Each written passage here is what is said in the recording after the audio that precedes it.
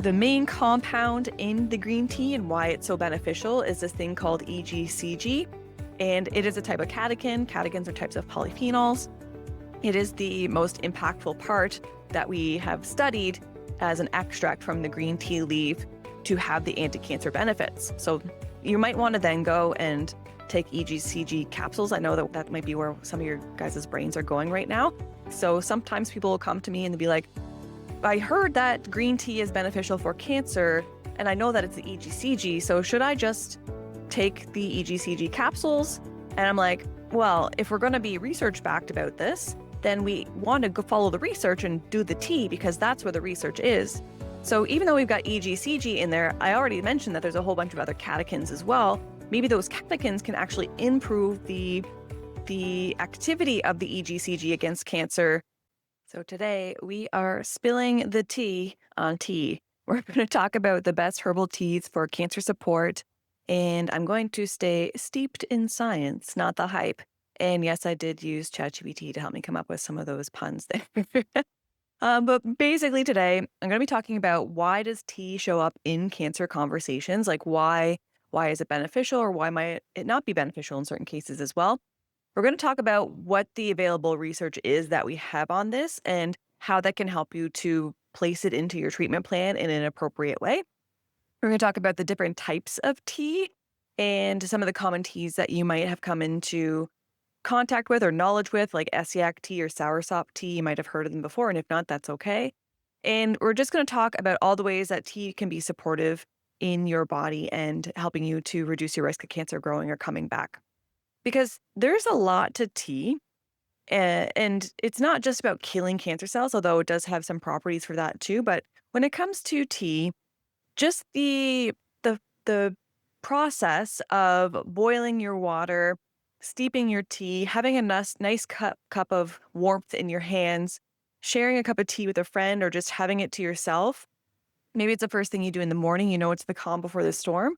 All of that even has benefits for you because it is a part of a ritual and a part of a relaxation strategy. And Lord only knows that we could all use a little bit more relaxation sometimes. So I would say even above and beyond the plant compounds that we'll talk about, the ritual of having a cup of tea can be very beneficial too.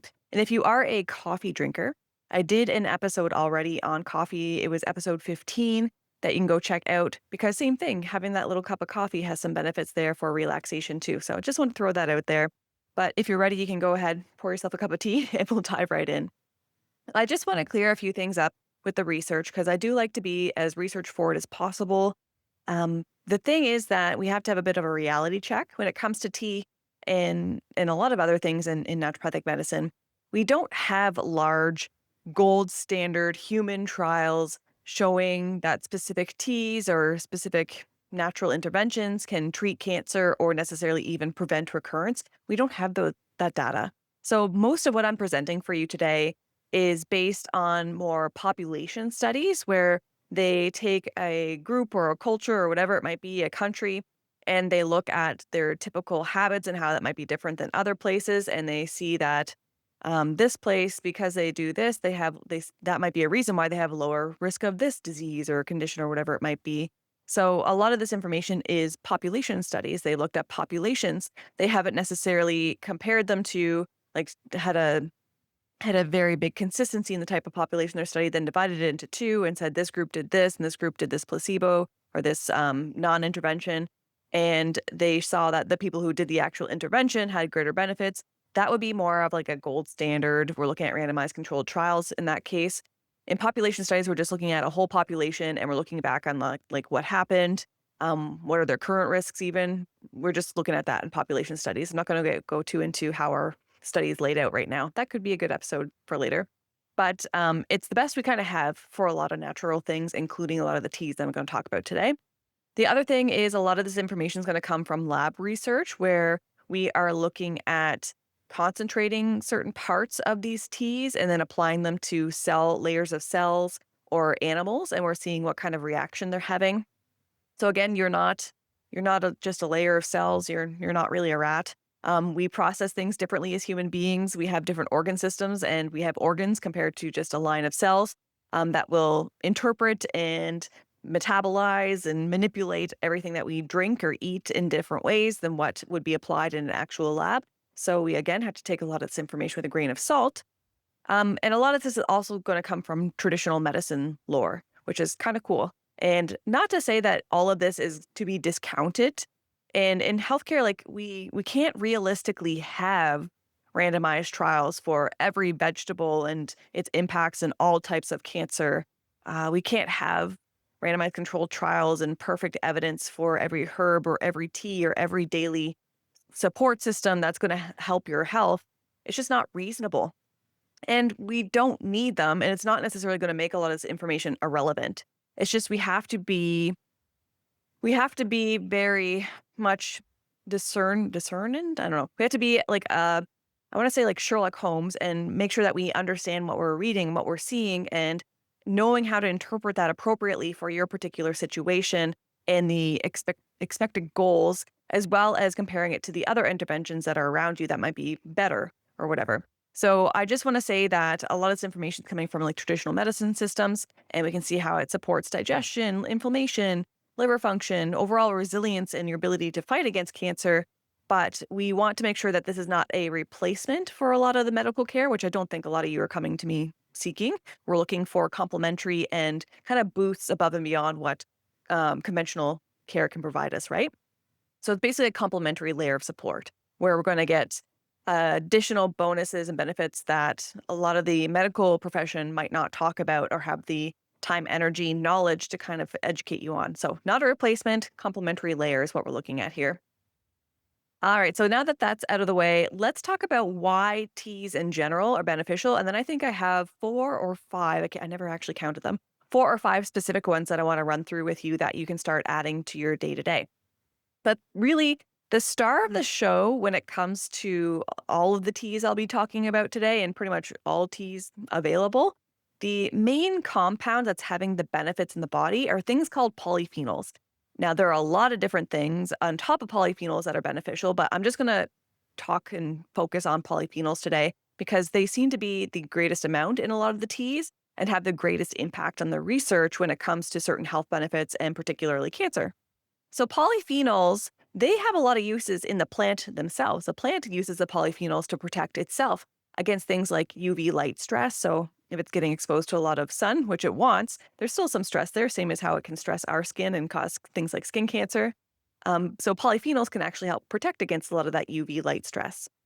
Polyphenols also help with any pests that might be wanting to eat the plant, or if the plant becomes damaged for whatever reason, the polyphenols can help the plant to heal itself, which is pretty cool. And the things that it does in plants is kind of what it's doing in us as human beings too, because polyphenols will help our body to handle stress, our cells to handle the stress. It helps our cells to get rid of things like inflammation or damaged cells too, and help it to repair. So a lot of the things that we're eating from plants were things that the plants were using to protect itself, and now we're just kind of stealing it to protect our bodies. Um, so polyphenols are plant compounds. They're things that help the plant, but they also are going to help us as human beings too. And a lot of the research on polyphenols, again, mostly in cell and animal research, show that these polyphenols can help to protect DNA damage, protect from DNA damage. So a lot of DNA damage can eventually lead to problems within cells that cause these cells to become precancerous, cancerous, grow, divide, conquer. So if we can protect against DNA damage with the polyphenols, we're going to protect against cancer. Polyphenols, they support healthy cell turnover. They help to reduce unwanted cell growth. They help to block the supply of blood to tumors as well. So basically, whenever you have a tumor, it's going to need some support. It's going to need to be able to deliver some nutrients to itself. So it creates a blood vessel supply. And some of the polyphenols that have been researched, again, cell animals mostly, have been shown to block that supply of blood and to prevent the blood vessels from being formed around the tumor so that it can't get a delivery of nutrients to it. So we're cutting off, like a lot of cancer is related to war, but a lot of it's like we're just cutting off the supply chain so that it can't deliver what it needs to survive. Also, a lot of polyphenols really, and this I think where we have the greatest benefit in the human body is it supports detoxification pathways and even balances the immune system and things like that. So we are limiting inflammation. That's where we see a big part of the impact for teas and the polyphenols in teas against cancer and creating this environment in the body where cancer just doesn't want to be. So you'll find polyphenols in tea, which we're going to talk about today, but they're found everywhere. That's why vegetables are so great, is because a lot of the polyphenols, and again, there's a lot of other plant compounds and a lot of other parts of these foods that I'm going to describe that have a lot of benefits, but polyphenols are found in vegetables and berries and other fruits, but concentrated more in berries, herbs, spices, coffee, and even cocoa, like chocolate, they all have polyphenols in them, which are very helpful for us. That is a reason why, and maybe it's a beneficial excuse why I put cacao powder in my smoothies every day. Because one, it makes it taste delicious like chocolate, and two, cacao powder has a lot of polyphenols in it for supporting your health. The cool thing, which I learned while doing this episode, because I never really thought about it before, is the green, black, white teas. I think oolong. I don't know if I'm saying it exactly right, but oolong. So green, black, oolong, and white teas. They all come from the same plant. And I think I did kind of know this. I just maybe forgot, or maybe I'm just trying to sound smarter than I am. But they all come from the same plant, the Camellia sinensis plant. And it just, the way that the leaves are harvested, like time of year, to how they are processed. And by processed, I mean, like, are they toasted? Or I'm not making a tea specialist. I do drink tea all the time. But just the way that they're processed in a good way, because I know a lot of people will relate the word processed to bad things, but they're processed in a good way. The way that they are harvested, it all determines a specific polyphenol content. And not that I'm pro alcohol or anything like that, but it's, if you know how wine, if you're a wine connoisseur, then perhaps you understand how certain wines have different polyphenol flavors and benefits and things like that too, depending on where their grapes are grown or the process that it's gone through. So it's same with teas, it all comes from the same plant, kind of like how all wine comes from grapes, pretty much from my understanding. But then it's like harvested different times of the year, and then it's processed in different ways to create different types of polyphenols, different amounts of polyphenols. And again, it all has to do with just what we're doing to it, even though it's coming from the same plant, which is pretty cool. There is another tea, rooibos. It comes from another type of plant. It's technically not even really a tea, I guess, but I wrote this one down. It's Aspalathus linearis. It has a lot of polyphenols as well. So if you come across any black, green, oolong, white tea, they come from the Camellia sinensis plant. Then you've got the rooibos, which comes from the Aspalathus linearis plant. And then you have herbal teas, which come from what they're pretty much named for. So if you have mint tea, chamomile tea, things like that, all of these contain polyphenols. The thing is that pretty much the teas that, like the green, the black, the oolong, the white, the rooibos, they have maybe a little bit more polyphenols than the more herbal teas, but herbal teas have other types of things in them that are beneficial. And green tea in particular seems to have the most concentrated form of polyphenols. That's why it's one of my favorites, and I will talk about it today. And that's why it's pretty much the most studied tea when it comes to cancer support and also other health diseases and health conditions as well. So I just thought that was pretty cool that you get all of these different teas with different flavors, but they all come from the same plant. And then you have these other things like rooibos, which is from a different plant, but you still drink it like a tea. So I guess rooibos is actually considered a herbal infusion. And if you are sensitive to caffeine, as I am, it might be a good option for you. It also is gentler on the digestive system, because I know a lot of teas can have an impact on people's digestive system. So if you're still looking for a really good polyphenol hit, you might want to be looking at the rooibos tea. Rooibos is how you spell it. I think I'm saying it right. I'm not 100% sure, but I think so.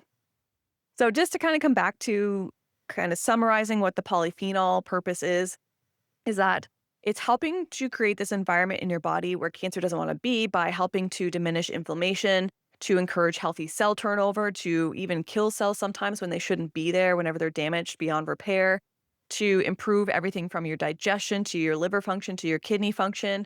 Where there's just so many benefits above and beyond just killing cancer cells.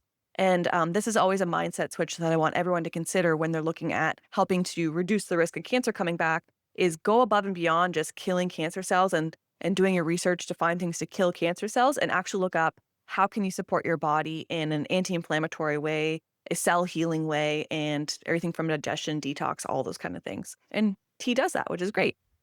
So let's now dive into the meat and potatoes here, which is the actual teas to help support your body. The first one being ginger root tea. I did research, cancer research on ginger myself, so I am a bit biased. I did my master's work on the extracts from ginger called gingerol. And I did research on looking into how it would basically influence the immune system and how it influenced certain types of breast cancer cells in culture. So it's all cell culture, animal research, things like that. I will never ever do animal research again. It was brutal. I won't get into it, but I'm an animal lover and it was difficult. But we have to do research sometimes. So yes, I looked up ginger extracts and applied it to cell lines and immune system cells.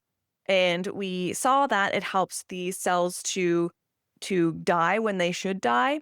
It also helps to create a balance in the immune system that is more anti-inflammatory, pro-cancer killing, which is great.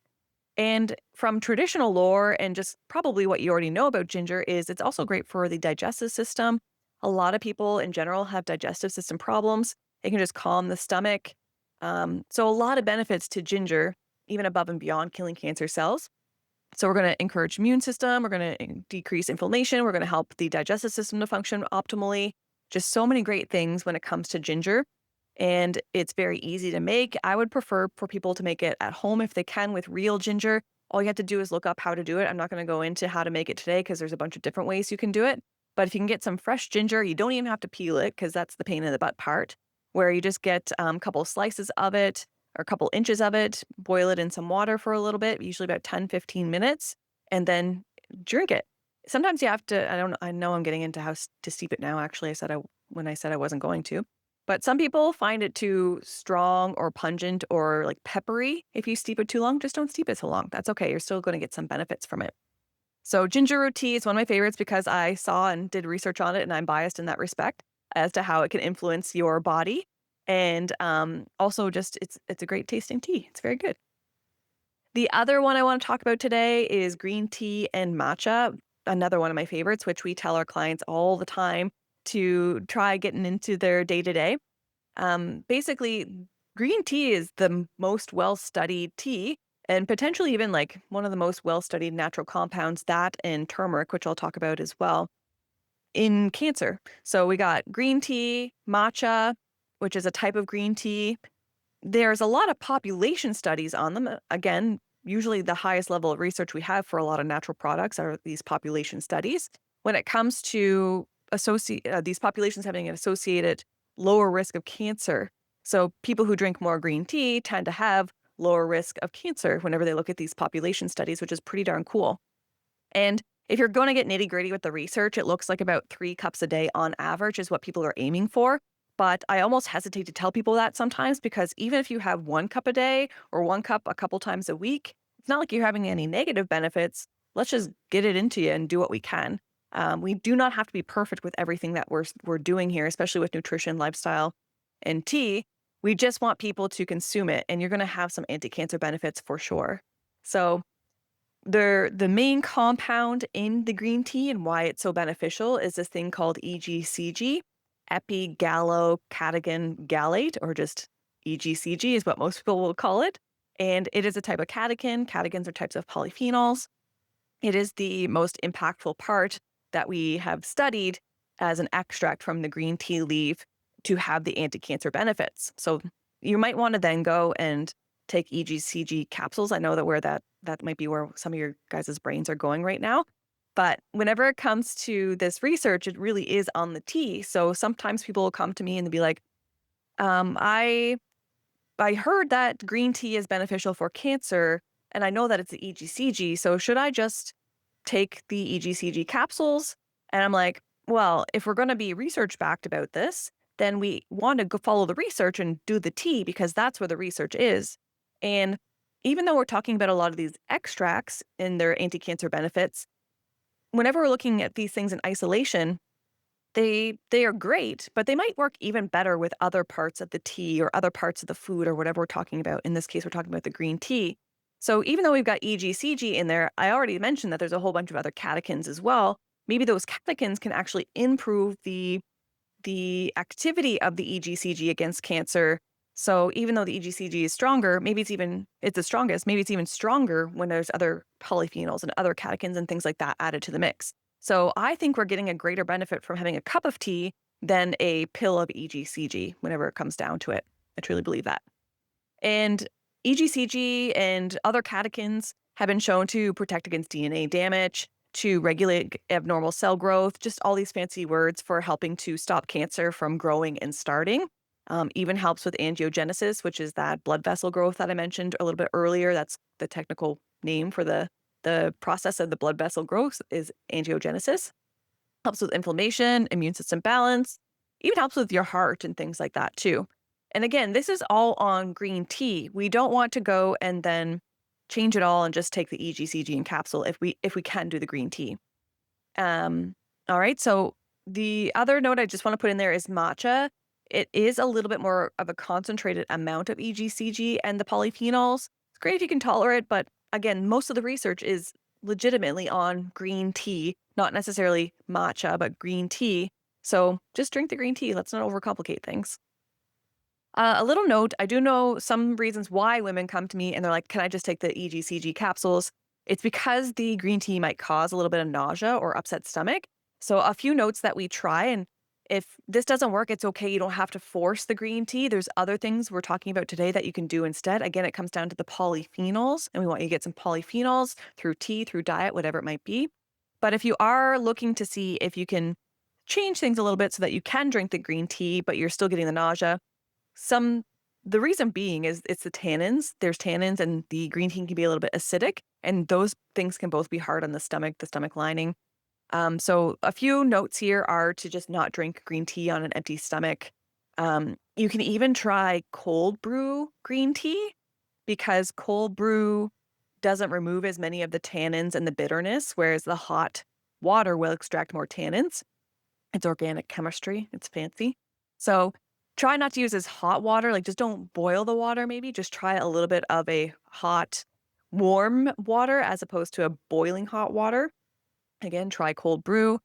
And just don't steep as long and potentially use fewer tea leaves if you do have loose leaf tea that you're using. It won't bring out as many of those tannins. Again, you're still going to get a lot of the benefits from the polyphenols, but you're not going to get that nauseous, stomach sick feeling that a lot of people will get whenever they drink green tea.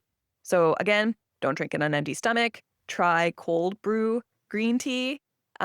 Try just not using boiling water. Try just using warm, hot water, whatever is desirable for you. And then just don't steep as long. You use fewer leaves for your green tea. All of those can potentially help you with that nauseous, gut rot almost feeling that you might get from drinking green tea. And if it still doesn't work, then let's try a different tea. That's okay.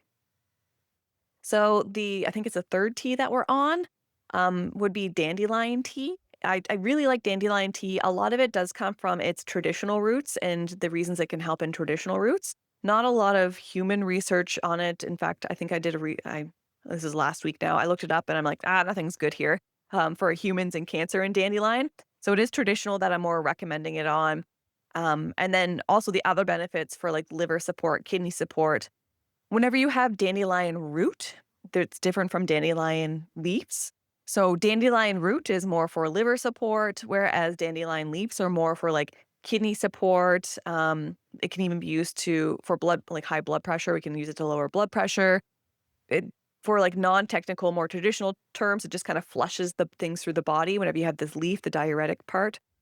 But a lot of people going through cancer treatment, of course, have gone through a lot of medications, a lot of stress, a lot of hits to the liver. And if we can do a little bit of dandelion root, even a mix of root and leaf, if we can support the liver, support the kidneys, then that's going to be very beneficial for overall improving the functioning of your body. So it doesn't have to focus and put so much attention on those organ systems. Instead, it can work on boosting your immune system and repairing cells that are damaged and things like that. So we take a little bit of the burden off the body so it can focus its important attention elsewhere.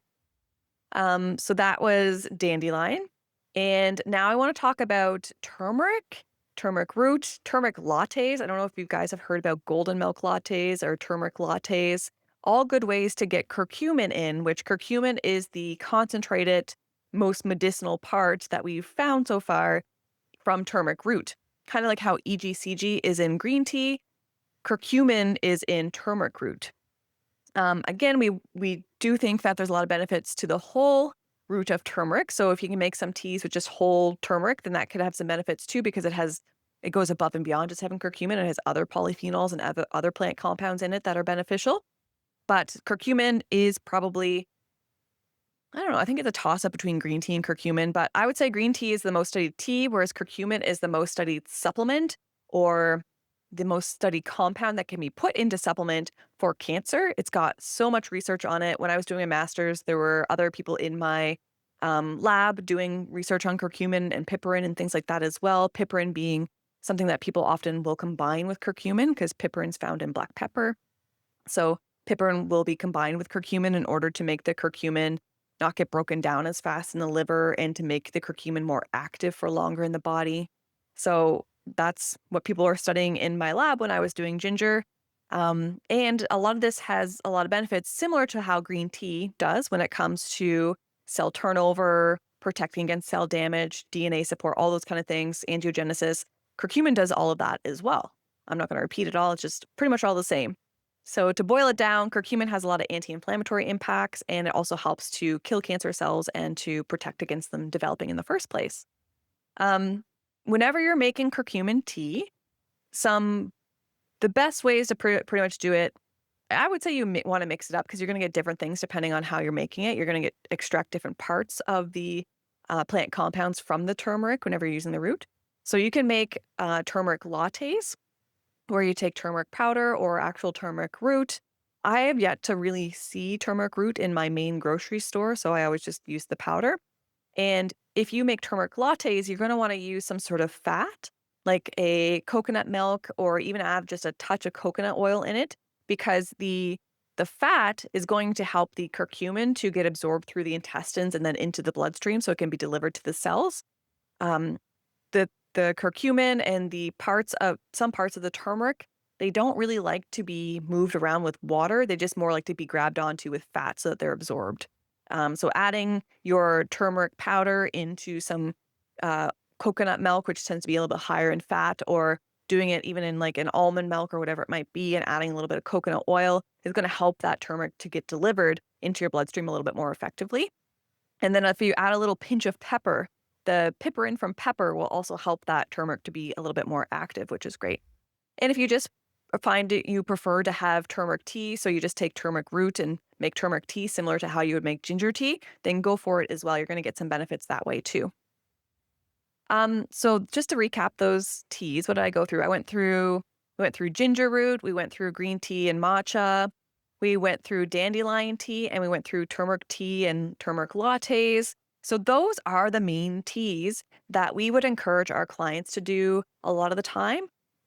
Other teas, kind of like honorable mentions, and these are more based on supporting people with common issues like anxiety and stress. So my favorite teas in that case would be chamomile, lavender, lemon balm, even passion flower. These actually have a lot of human research for them when it comes to supporting someone with stress and anxiety. So if you can drink some of those teas throughout your day, fantastic.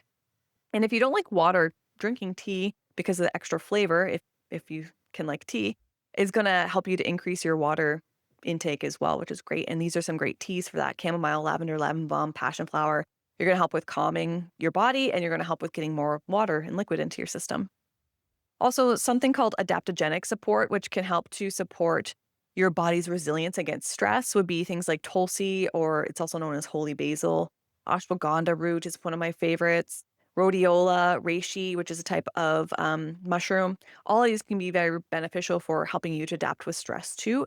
And most of these are safe, especially if you're having 2 cups a day or so. Very safe. But speaking of things that might not be safe, let's talk about St. John's wort tea. Unless it's clearly approved by someone, we want to be cautious. And to be honest, I haven't had anyone ever come to me and I find out that they're drinking St. John's wort tea, or it's not really anyone's favorite or most well-known tea. But it is one of those herbs that can interfere with medication. So we just want to be cautious that we aren't if you're on any medications, that we aren't going to interfere with that by just your common daily cup of tea. Licorice root is another one that I do see people come to sometimes. So licorice root can raise your blood pressure. We want to be very careful about that. And it does that by playing with sodium and potassium channels in your body, just a cellular process that goes on. It's biology. An occasional cup is definitely fine. But if you have high blood pressure already, we don't want to, I would even be cautious against a daily cup of licorice root tea. Maybe a couple times a week would be all right. But I think we should just kind of switch to something else in general if we're dealing with high blood pressure and we want to bring that down. And then some hormone related teas that we want to be cautious about would be red clover and dong quai.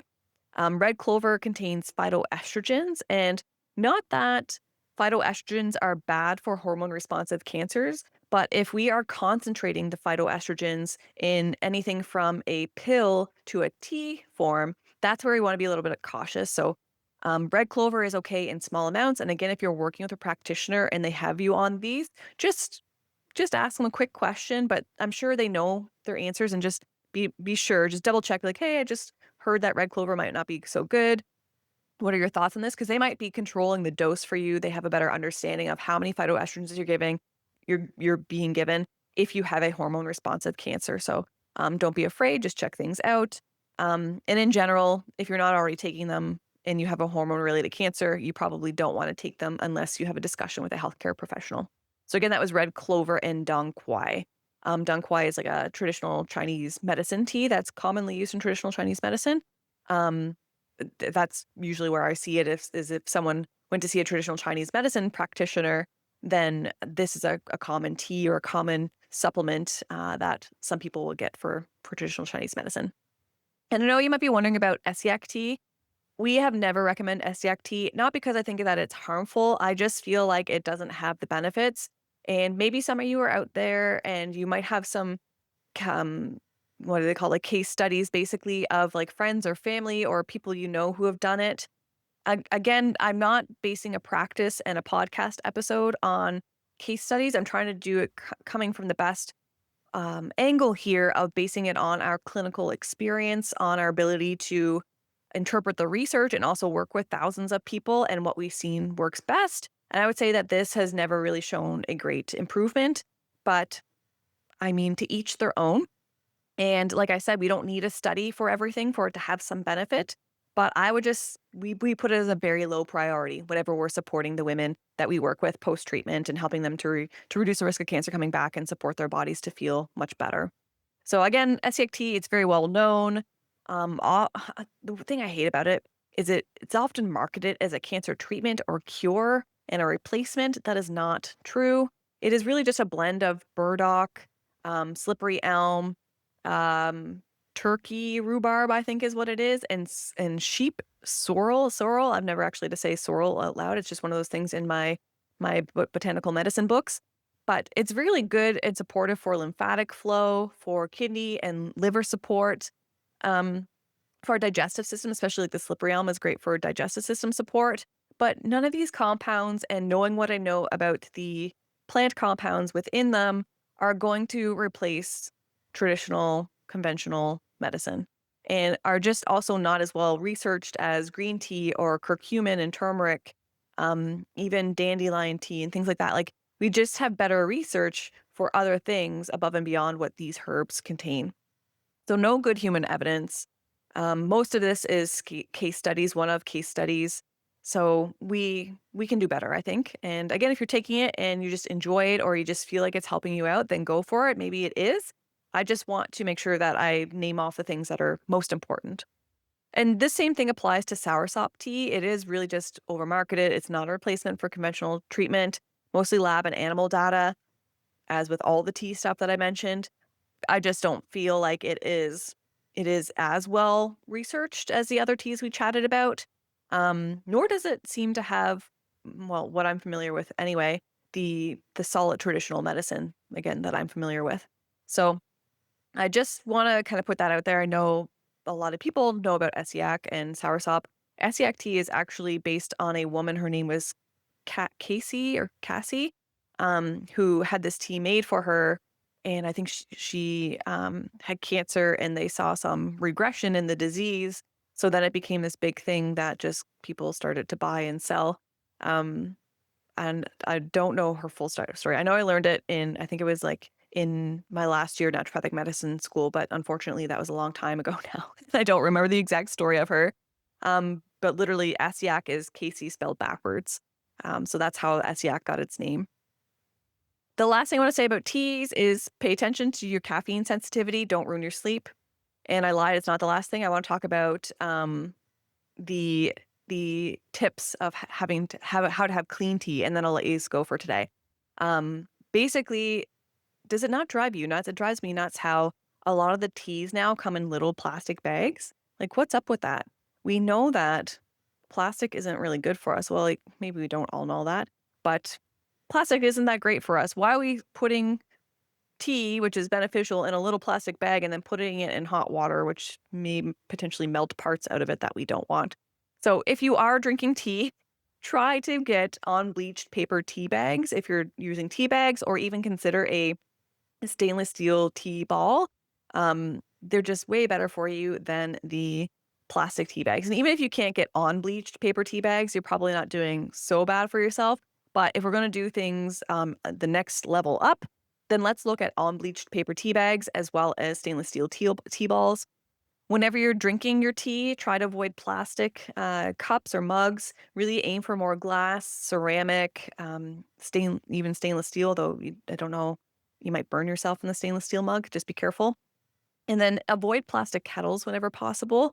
I literally just boil my water in a pot on the stove. I don't even own a kettle. And I think I used to use a kettle, and then we moved, and then I just didn't have a kettle anymore. So then I just started boiling my water, which at first I was like, this is weird. This is annoying. But then I realized it's no different than having a kettle. So we just use a pot on the stove to boil water. So that is the big things I wanted to cover today. You might also be wondering about dosing. And when it comes down to it, as I mentioned, there's some research showing that, for example, green tea, 3 cups a day is on average what most people are drinking in those population studies in order to see the decreased risk of cancer. But I just want you to drink it. I just want you to get it in whenever you can. If you've already got a lot of other foundations in place that are maybe higher priority for helping you to feel better and to reduce your risk of cancer coming back, and you want to make tea a new habit of yours, then maybe start trying to get it in every day or a couple times a day. I just don't want people to get too caught up in the nitty-gritty of the dosing and things like that, because sometimes that just means that people don't get it in at all. We, as humans, tend to have this all or nothing mentality, and we don't need to have that whenever it comes to a lot of these nutrition, health-based lifestyle strategies for sure. So that is the episode for today. I hope that was helpful. The types of teas you can start incorporating, the dosing, the reasons why, and how to steep them appropriately. If you'd like to learn some more ways of how to reduce your risk of cancer coming back that might even be even more impactful than what we chatted about today with the tea, then go check out my training. It's free training, 60-minute masterclass basically, and it's called The First 4 Steps to Staying Cancer-Free. And I go through everything from testing to even detox strategies, things like that on this training that you can go check out. And it's over at flourishaftercancer.com/presentation. I will put that in the show notes, as well as links to the episodes I mentioned on coffee and maybe a couple other resources that I can think of that might help you here as well. So thanks for hanging out, and here's to you flourishing after cancer. Thank you so much for joining me today on the Flourish After Cancer podcast. If you loved this episode, please be sure to leave a review and subscribe so you never miss an episode. Sending all my best your way, Dr. Megan.